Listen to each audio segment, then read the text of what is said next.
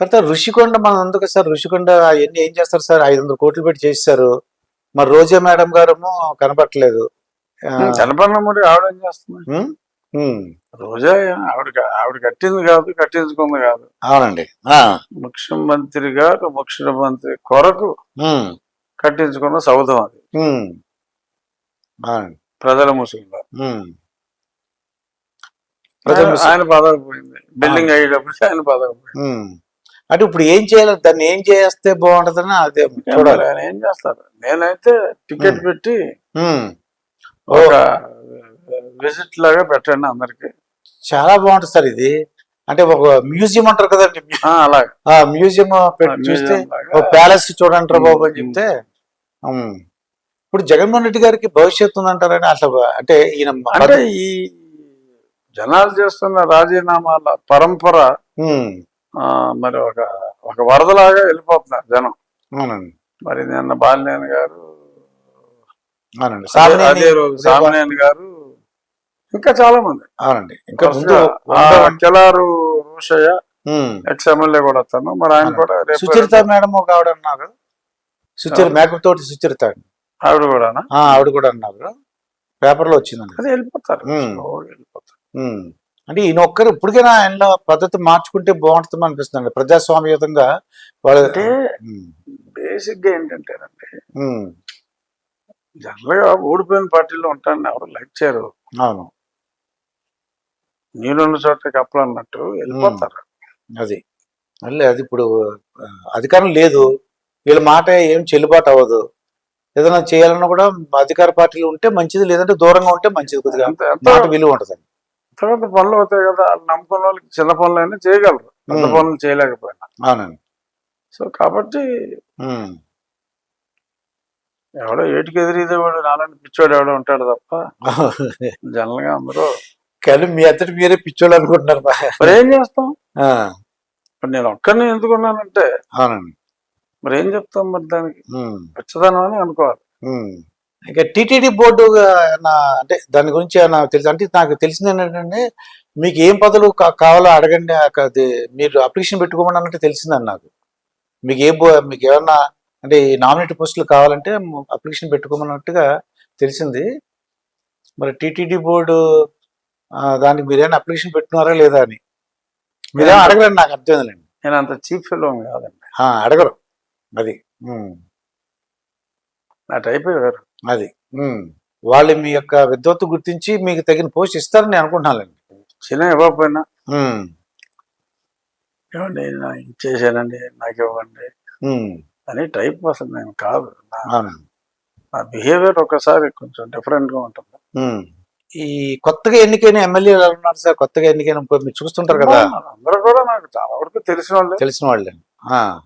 వాళ్ళందరూ నేర్చుకోవాలని ఇంట్రెస్ట్ ఉందంటారా, వర్క్ చేయాలని ఇంట్రెస్ట్?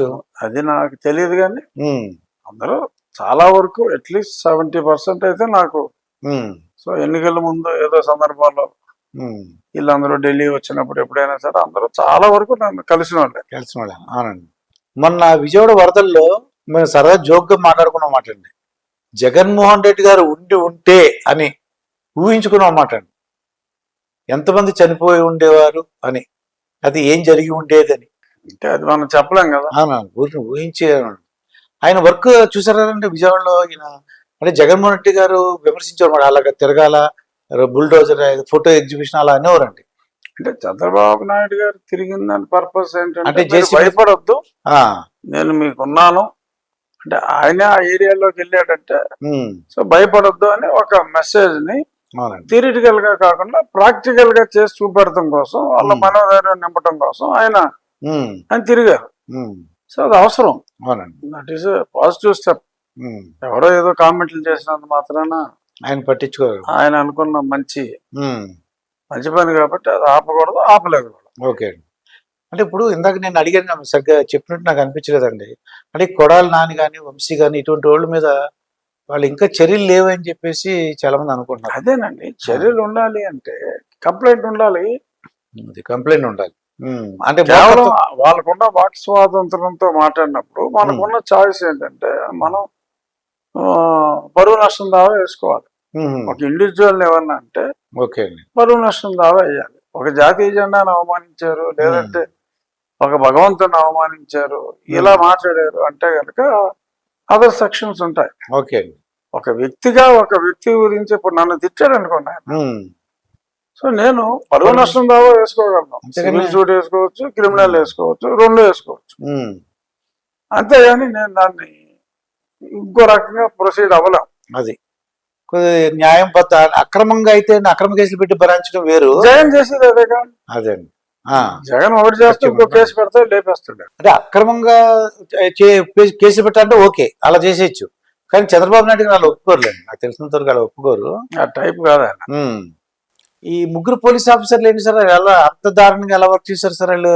అంటే జగన్ ప్రమోషన్ కోసం ఆశ, ఏదో ఇస్తాడని ఆశ.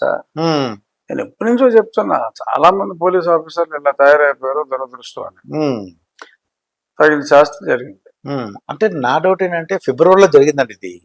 ఇంకా అప్పుడు కూడా ప్రజలు అప్పటికి 1 year నుంచి 2 years నుంచి 3 years నుంచి వ్యతిరేకత ఉంటే ఆ పోలీస్ ఆఫీసర్లు కనుక్కోలేదండి సార్. అది అయ్యో మనం తెలియదండి, మాయ కళ్ళకి కమ్మినప్పుడు, అదే మాయ కళ్ళకి కమ్మినప్పుడు వాళ్ళకి ఇంకా ఆ మాయలో ఉండిపోయి మళ్ళీ వచ్చేస్తున్నాం, మనమే వచ్చేస్తున్నాం చెప్పేవాడు ఈయన ఎప్పటికప్పుడు, మనమే వచ్చేస్తున్నాం అని.